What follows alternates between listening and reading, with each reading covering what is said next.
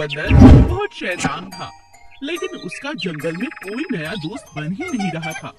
पुराने सभी दोस्त गर्मियों की छुट्टियों में जंगल से बाहर घूमने चले गए थे। बेचारा टीकू बंदर पानी के तालाब के पास बैठकर पानी में अपनी छवि देखता और खुद से ही बातें करने लगता। और भाई टीकू बंदर कैसे हो? तुम्हारे तो सभी दोस्त घूमने चले गए और तुम यहाँ अकेले मुझसे पानी में बतिया रहे हो। ये बताओ, गर्मियों में कुछ करना भी है या यूं ही उदास बैठना है? अभी टीकू बंदर पानी में अपनी छवि देखकर बात कर ही रहा था कि वहाँ बैठी एक प्यारी सी मछली उसकी ये हरकत देखकर जोर जोर से हंसने लगी।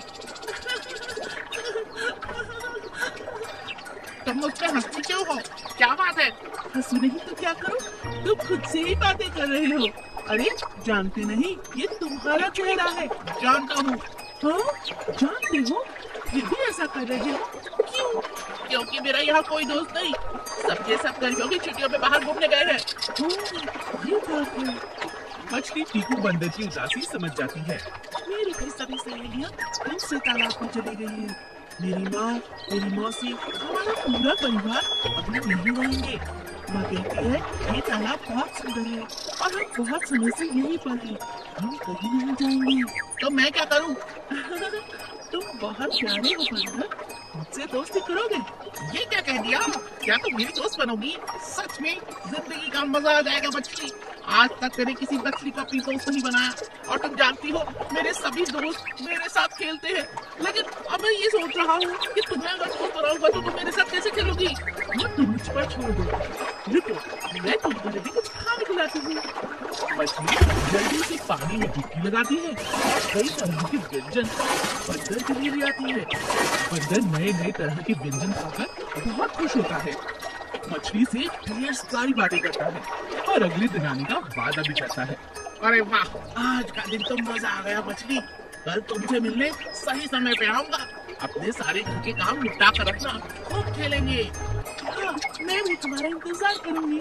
अगले दिन जब बंदर मछली से मिलने तालाब के पास आ रहा था, उसने सोचा कल मछली ने मेरी कितनी खातिर की, मेरा दिल खुश कर दिया, सारी उदासी भगा दी।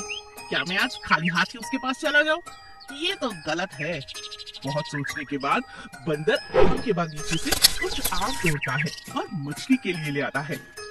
मछली हाथ में पीले रंग के फल लेकर बहुत खुश हो जाती है और कहती है, ये आम है ना जो तुम लोग खाते हो?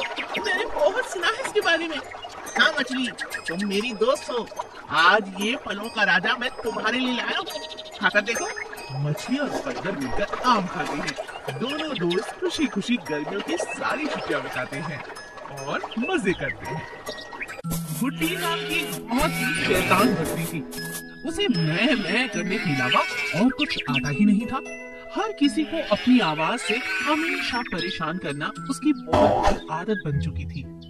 जंगल के पास एक बहुत बड़े ऋषि मुनि तपस्या कर रहे थे। हर रोज गुड्डी उन्हें देखती।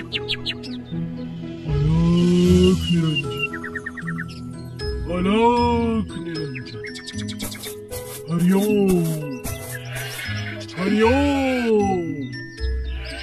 बाबा साधना में लगे रहते थे, लेकिन गुड्डी लगातार वहाँ खड़ी खड़ी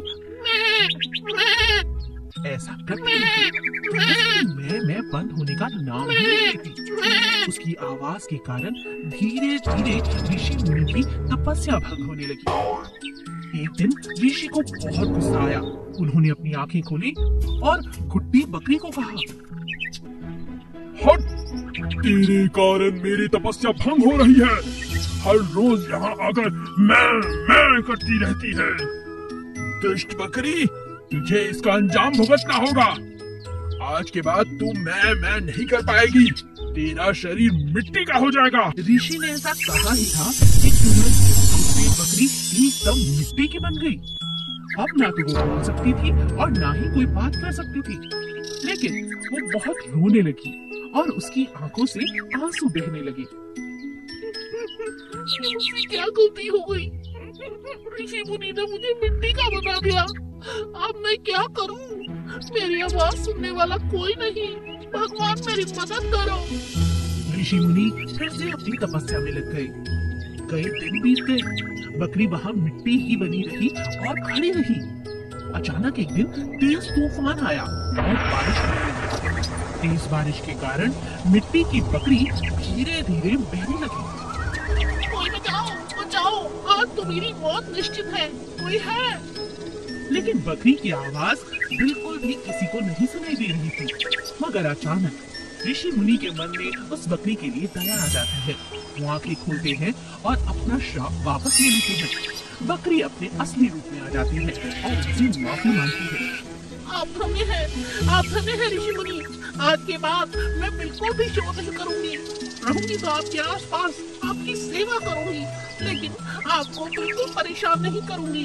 आपने मुझे जीवन दान दिया है, मुझे मेरी गलती के लिए क्षमा करें। ऋषि मुनि गुड्डी बकरी को आशीर्वाद देते हैं और कहते हैं, जा, तुझे माफ किया, मगर याद रखना कभी किसी की भक्ति में कोई बाधा न बने।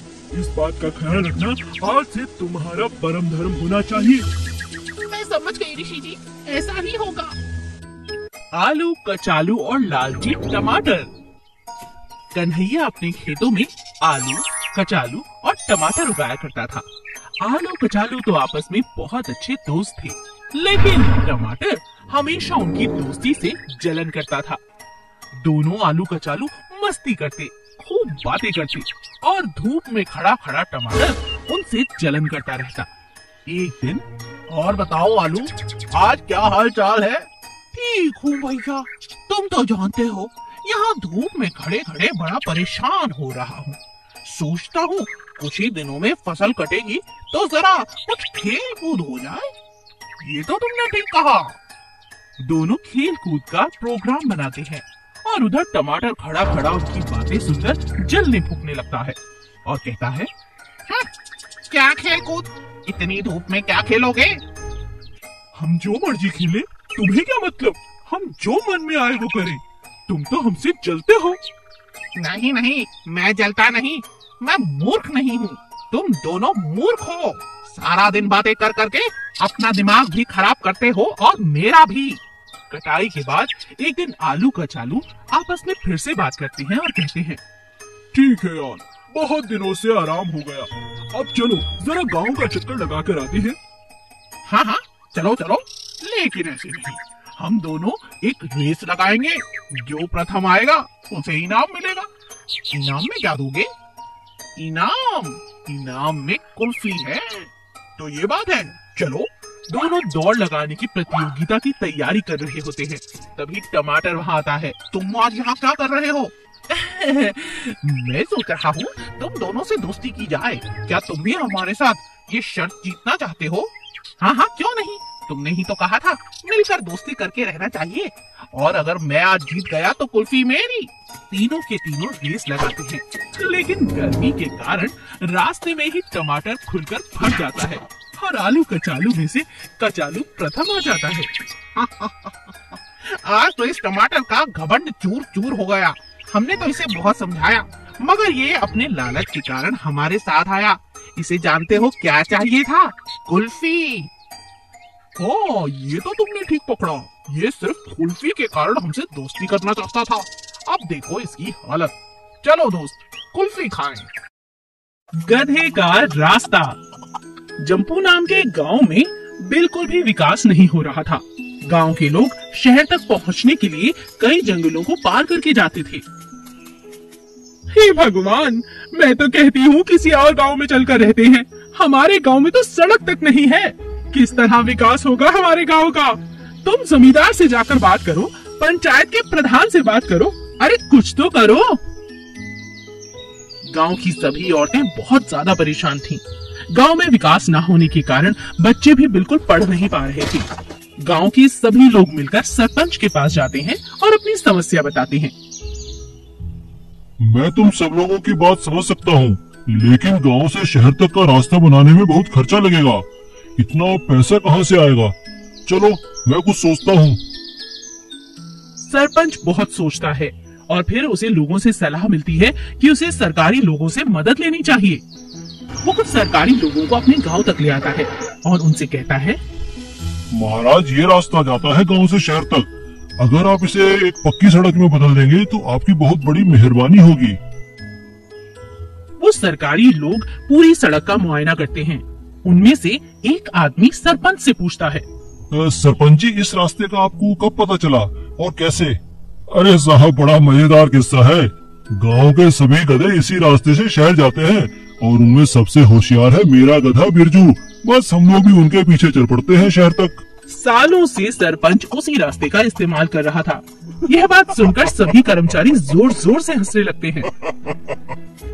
तभी सरपंच की पत्नी वहाँ आती है।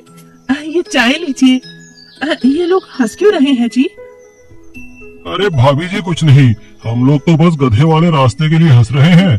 आप लोगों को शायद मालूम नहीं, आपके गांव के पीछे ही शहर है, लेकिन आप लोग तो भला गधे का ही पीछा कर रहे हैं। अगर नए रास्ते से जाया जाए तो आपके गांव से शहर का रास्ता आधा हो जाएगा। यह बात सुनकर सभी गांव वाले हैरान रह जाते हैं। सरकारी मदद से नया रास्ता भी बनता है और सबकी हैरानी दूर भी हो जाती है।